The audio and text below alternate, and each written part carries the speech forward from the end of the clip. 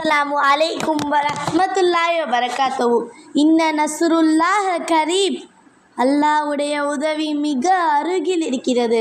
உங்களுக்கு எந்த கஷ்டம் வந்தாலும் நீங்கள் கேட்க வேண்டியது இந்த உலக மக்கள்கிட்ட கிடையாது. நீங்கள் மக்கள்கிட்ட கேட்குறது, மக்கள்கிட்ட உங்கள் கஷ்டத்தை சொல்கிறதுக்கு பதிலாக ரப்புல் ஆலமீன் அல்லாஹ்ட்ட உங்களோட கஷ்டத்தை சொன்னீங்கன்னா அவன் அதை போகக்கூடியவனாக இருப்பான்.